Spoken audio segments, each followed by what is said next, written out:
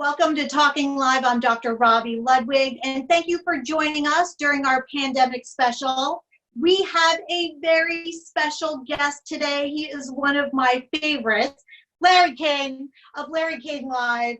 You know him from CNN. For 25 years he was there, and he's up to a lot of interesting projects, and we're going to find out what he's been up to lately.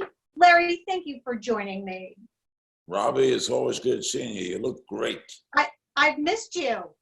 Miss you too. You used to be on my show all the time. I know.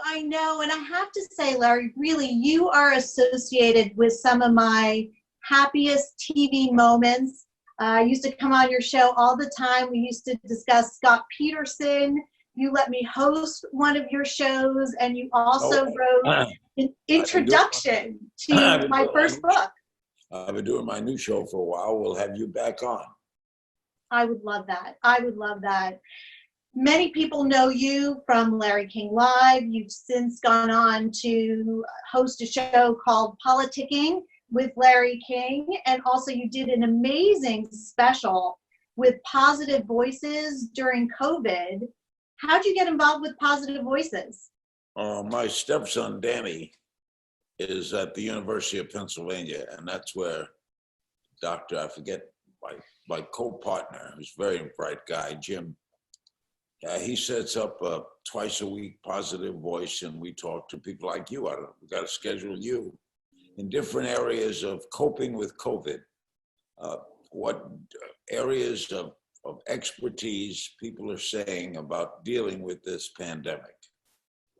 What I like so much about this special is that positive psychology looks at what is right. And you had such really interesting researchers. And some of the topics that really stood out to me was how important it is to do research and to savor the good moments. What are the most important topics that you took away from that interview? Which one? Whichever. Twice a week. Well, I take away something. Parenting was the last one we did. How to help people parent. What the effect does this pandemic have on parenting? Yeah. Geez, we do. When you're working almost every day, which I am, I forget what I've done. I know we've done. Right there, Larry. I'm right there with you. I forget as well. But you've done a ton in the area of psychology, all different forms, as we said, parenting, but anything that affects human being and humankind dealing with each other, we've dealt with. And I talk to experts, usually about 20, 25 minutes, and this other doctor works with me, and he asks questions, and I ask questions. And I guess it's I don't know where it goes. I guess it goes on the internet. It goes on the internet. It's on Facebook. We'll have a link so everyone can find it. But it's really good. And I recommend anyone who's interested in psychology or just understanding how we can be our best selves to really look at Larry's interviews with Positive Voices. Because it's really, you have these researchers that are just really studying the most up-to-date information, and it's sound information, and it's really important. Let me ask you something. I may be hosting a show, but I have a lot of trouble looking positive during this because I really can't stand being cooped up. I had a stroke a year ago, and it left my left foot is a drop foot. So I'm on a wheelchair, or I do a walker. I can walk well with a walker. But it's been over a year. And now here I am in the house. I got a beautiful apartment, living with my son, Chance. It's another gorgeous day in LA, and here I am. So I sit on the roof. I get a little sun. I'm reading a book. A wonderful book, by the way, called The End of October. Great book. And here I am. So I don't deal with confinement well. Mm-hmm. I'm not good at it. Listen, I don't think any of us are good at it, and we are social beings. So we really thrive when we're connecting to others, and there's a limit to that sense of connection we can get when it's via technology, or basically we're really experiencing a lot of losses right now. So there's the loss of freedom, and it feels like our freedoms have been taken away, and that's just not the American way. So what I tell a lot of my patients is that quarantine doesn't have to affect the mind. And there are a lot of things in life, and Larry, you know this, that we just don't have control over. And this quarantine is making us confront that reality. So what do? We understand that this is temporary. Larry, this is not going to be always. You will be out and about. Everything that has a beginning has an end. And to figure out what you can take control over. I mean, you are busy every day. Your voice resonates with so many and reaches so many. You have a powerful impact. And I think this is where a spiritual perspective would really help you in understanding that, you know, we're meant to be in this place right now, and how can we have the most powerful impact that's possible? You know, it's funny you mention that. I never felt or don't feel like a spiritual person. I'm certainly not religious. But one of my doctors, I've had everything happen to me, by the way. One of my doctors, and I must have 6, told me, he said, you should have died a year ago. Everything that happened to you that had to restart your heart, everything went wrong. You had leukemia. And he said, well, you have an indomitable spirit. I said, really? He goes, yes, you have indomitable spirit. You defied death and didn't want to die. And you beat death with indomitable spirit. Now, I don't feel spiritual ever. And to be indomitable. Did you grow up with Orthodox parents? I read that about you. I did not know that. Yeah, my mother and father, my father died when I was 9, but by Orthodox, we had kosher home, but we didn't, you know, I walked around on Friday. We didn't practice it. My mother took us to Chinese restaurants. But basically, I was raised in it, but I lost that long time ago. Actually, I lost it when I started doing interviewing, because the more I interviewed people, the more I realized how, not only how little we really know, but religious leaders, that I've talked to everyone except the Pope, Billy Graham, the head of the Hebrew Theological Seminary, every possible religious leader. And I would always get to the same question. If there is a God, why did he allow the Holocaust? Would have prevented it. And they all say, all of them, we don't question the ways of the Lord. We'll learn about it someday in heaven. And I say, baloney, okay? Yeah. They don't have the answer because they don't have the answer.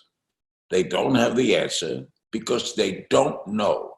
And if they don't know, how can they tell me to be religious, to observe these things? They don't know themselves. So I don't believe I'm going anywhere. I think this is it.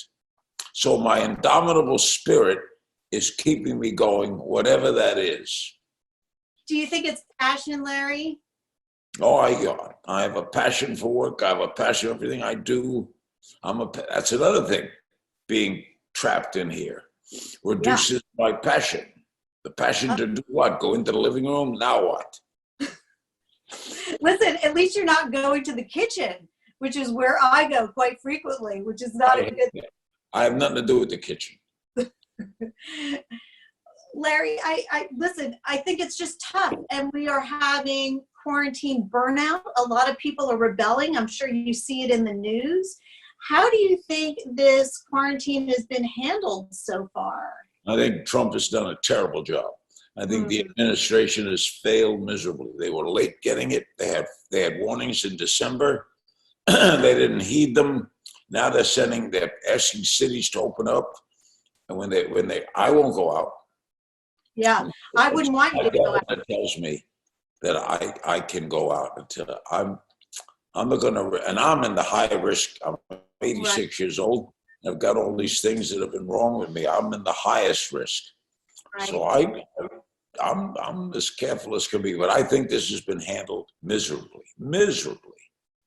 I have some concerns that certain states are opening up before they hit their peak. And what concerns me is what goes on in one state is going to impact another state. And as you know, Larry, New York, we're right in the epicenter where we've had huge numbers and we're just starting to go down. So Well, you have a great governor. Andrew's a friend of mine. Andrew, a lot of people say, boy, if he were president now, see, if he were president, we'd have handled this much better. He has done a wonderful job in New York City. New York's been the hardest hit in the world. Yeah, it really has. And we really are looking to our leaders right now to figure out what direction we should move in. But when I talk to many New Yorkers, as frustrating as it is, you know, they prefer to stay in and stay safe. And I wish the whole country would adopt that mindset as well. I think we'd be much healthier as a country. When Trump said the other day, yes, people will die, maybe many will die, but we got to get through this. So, hold it. Easy for you to say. Yeah. I heard one Republican congressman, I forget who it was, say one of the dumbest things I've ever heard. He said, go out, what do you care about? If you weren't born, you wouldn't have even known about this. Figure that one out. Yeah, I mean, all we need to do is look at Brazil or Sweden, and we know that the numbers are just soaring. And it's very scary because even the medical community really doesn't understand about this virus. So one moment you hear one set of facts, and then the next moment you hear something else. So it's maddening for people, and I could see where it's maddening for you as well. The president of Brazil may have to give up her job. Oh, that's how mad the people are of Brazil. Had the other thing handled it very poorly. And they should. As well as Norway handled it very well. Denmark had almost no cases. Mm-hmm. And New Zealand, right? New Zealand, very little, yeah. Yeah. You know, you were one of the, I tend not to talk about politics in my show, but you are the only person I would ever do it with, Larry, because you have a very objective way about you. I just feel like the news is so biased. And so you turn on one station and it's, you know, one perspective. You turn on another station and it's another. And I don't feel like that was you when you were at CNN. No. The days of my kind of interviews, unfortunately, are over on cable television. MSNBC is all liberal. Fox is all conservative. CNN really doesn't know what it is. But the days of all the Cronkites are gone. The days of I think the Larry King on major cable television, if you say to these stations you want to do a half-hour interview, they're what? A half hour, max 8 minutes. Yeah. So you have these guests with the rotating, they all have opinions. The guests ask questions that are longer than the answers, which drives me nuts. I know, and I apologize. All that is showing off. When you see a guest if you turn on the channel, the guest should be on the camera. When you turn it on, if you turn on Larry King Live, 95% of the time you saw the guest. Yes. Because the host, now you're different. You're doing a psychology show and you're a psychologist. Mm-hmm. I am an expert on nothing. Therefore, the secret, as my friend Herbie likes to say, the secret of your success, Larry, is being dumb. Being dumb, what you do is, I don't know. Help me. I don't know. So I ask short, most of my questions were 2 sentences tops. But I watch some of these shows where the host goes through a whole parameter and then doesn't ask a question. They leave it sitting, and all the guest has to do is agree. I find that we have 500 channels, and I think we were better suited when we had less. I agree with you. Larry, what do you attribute your grand success to? Insatiable curiosity. Good sense of humor. I like to make people laugh. Knowing that it isn't the end of the world, that I will be back tomorrow. Mm-hmm. And Robbie, I've been curious all my life. I'm not the kind of person you want to sit next to on an airplane. you are the person, and you are the person that you want to stand next to at a party because you are such a good listener. And many people That's don't. the whole key. I listen. Mhm. And, You interviewed Donald Trump before he many times. many times, and at one point when he was flirting with the idea of presidency, did you ever imagine he would be this kind of president, or that there would be this kind of divisiveness as a result of him being in office? Well, he's egomaniacal. On a personal basis, I've interviewed him maybe 8, 10 times. Mm-hmm. Personally, he was wonderful company. It was fun to watch him. It was fun to listen to his ego. And it was everything but it was okay. But we never imagined him as president. Are you kidding? President Trump? And I think I still like him. By the way, he was always good to me. Yeah. I will never say a bad word about him personally. Mm-hmm. But as a president, whoa, he leaves so far short. Have you spoken to him since he's been president? Just, well, I didn't speak to him. He left a message that he hoped I was doing better after the stroke. How are you feeling now, Larry? I mean, you have been through a lot. You were in a coma. What do you attribute your resiliency to? Indomitable spirit. There you go. I wasn't, but the lucky part of all that, and my friends and my kids, I don't remember anything. I see pictures of myself in the ICU. I can't believe it, that I was in that bad a shape. I was really in bad shape. But the last I remember was I was driving to the doctor's office on a regular appointment. And then the next thing I remember is about 5, 6, 7 days later, I'm in intensive care. Don't know how I got there. Don't know what I'm doing there. And then when they told me everything that happened to me, and I looked at myself and said, I've done everything you can do in a fantastically career. Jesus, so I such gratitude for what I've been able to do. And there's no more plaudits I can receive. There's no more Hall of Fames I can get into. That my kids have grown.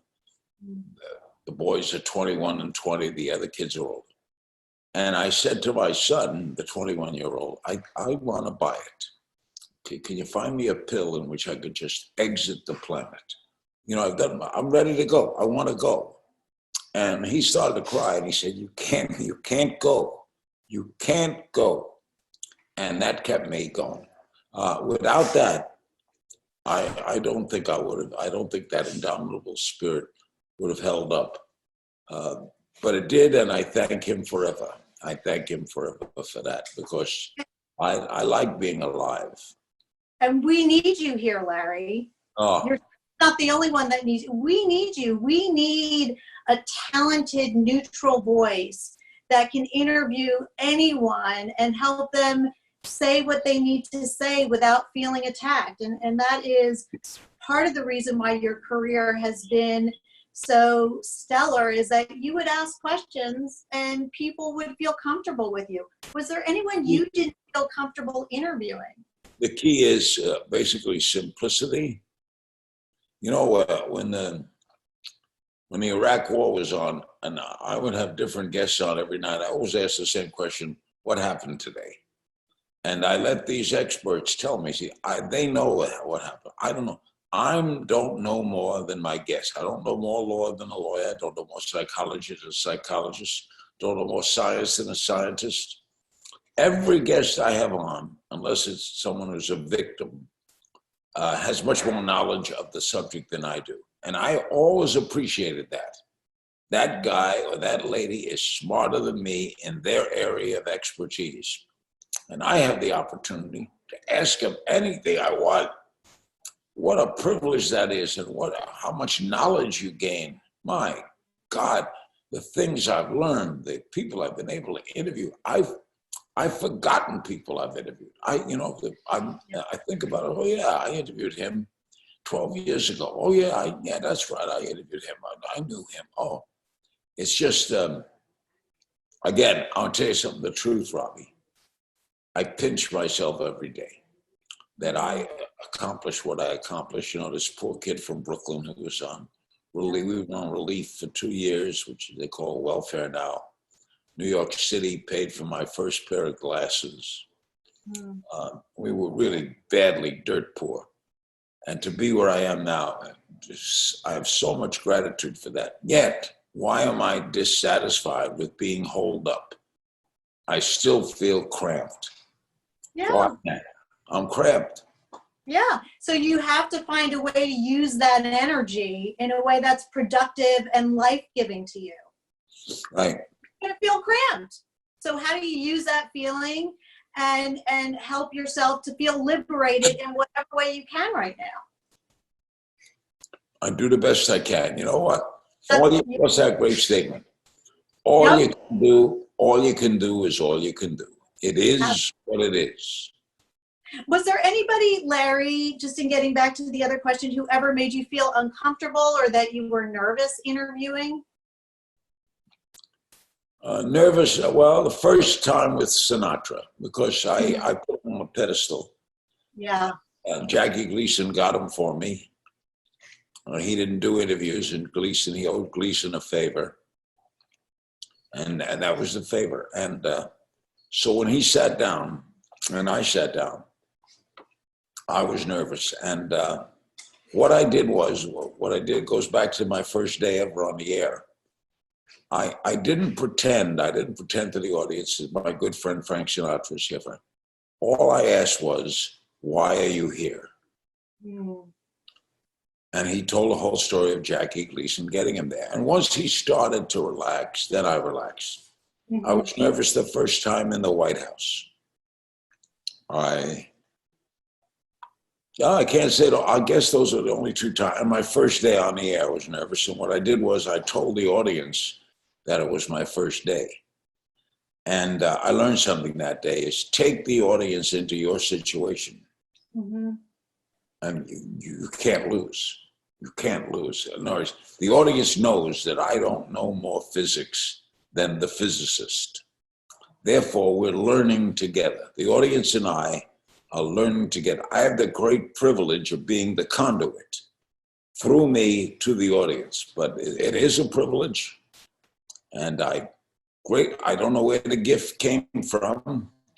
When other kids wanted to be doctors and lawyers and firemen and policemen, I wanted to be on the radio. That was my goal, my wish. I dreamed of being on the radio. I used to imitate radio announcers. So I'm living out, Robbie, a life's dream. I said that to someone once. And he said, when you're having it so good, shut up.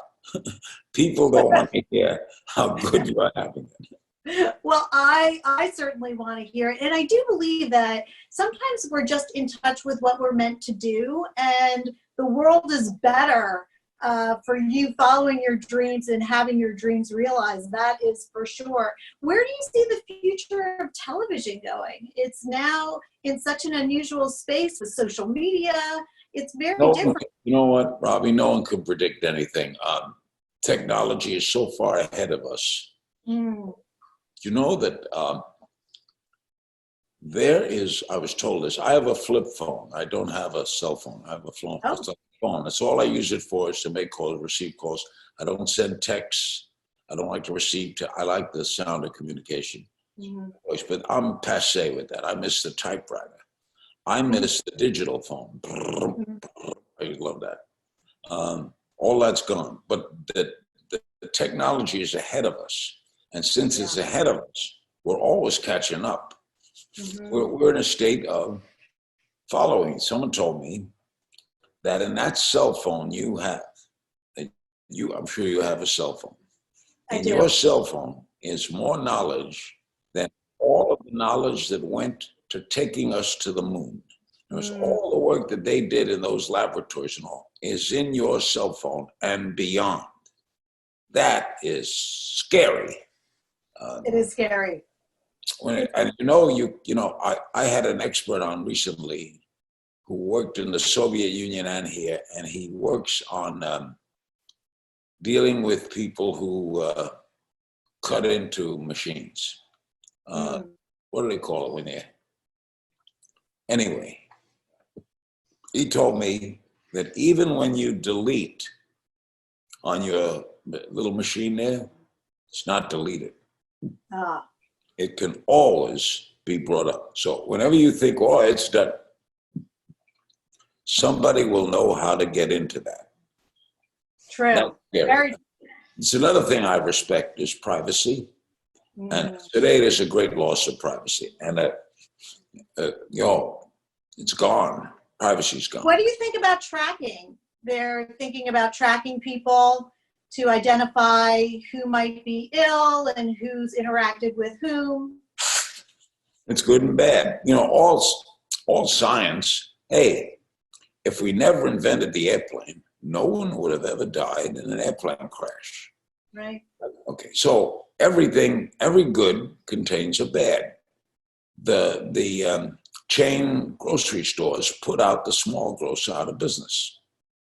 That was his fate because of the advance of change. So we all pay a price for this advancement, and the faster I'm frightened of how fast all this is going, where this technology is leading us, since that technology is ahead of us. So the human is catching up, and the problem with that is someone in a lab somewhere is thinking about inventing an airplane that will go straight up and then fly. So there'll be less crashes. Most crashes occur on landing and takeoff. But somewhere else, there's a guy working on getting a nuclear weapon into this country at an airport. He's working on it, and they're going to come up with it. Someone's going to come up with a device that can blow up a city without being found. That's because evil people are doing that. Yeah. Okay, so we have nice people and evil people. We got to hope there's less evil people. The trouble is, there are evil people in the world, and I don't want to be around when that happens. Yeah, I don't either, Larry. We do something called the Quick Five. Would you do that with me, where we ask 5 questions? What is the best piece of advice you've ever received? Be true to yourself. Go to the moment. Live in the moment. And the best statement I ever heard was from William Goldman, who wrote Butch Cassidy and a lot of great movie scripts. He said, there are 3 words that sum up everything. Nobody knows anything. Nobody knows. We don't know anything. Come on. I agree, Larry. I'm right there with you. Who would you say the love of your life is? Who would I say what? The love of your life. I've been married a few times, but frankly, I've only loved 3 women in my life. And one of them recently passed away, sorry to say. And Aline, my first wife, the mother of my child, and Sharon, who I really love, and my current wife, even though we're separated at the moment, Sean. So funny, they all had this in common. They were all goddamn pretty. Jesus. And didn't they have good taste in choosing you, Larry? I just want to put that out there. Who would play you in a movie? In a movie of your life? Oliver Stone wanted to make this movie. And let's see, Kevin Costner is working on a contract to do a 6-part story of my life. Oh, wow. With someone playing me as a youngster, and Kevin Costner has a big company, and they just made the deal right before this pandemic. So wow. Congratulations. Who would play me? I guess Ben Affleck. Yes, he'd be very good. He's very good looking, but he's a really good actor. And yes. Yeah. Actually, I mostly look like Brad Pitt. I've always thought so. I'm mistaken for Brad Pitt all the time. Actually, I think you've got more sex appeal. That's my feeling. If you could read minds, whose mind would you want to read? Boy, that's good. If I could read minds, whose mind would I want to read?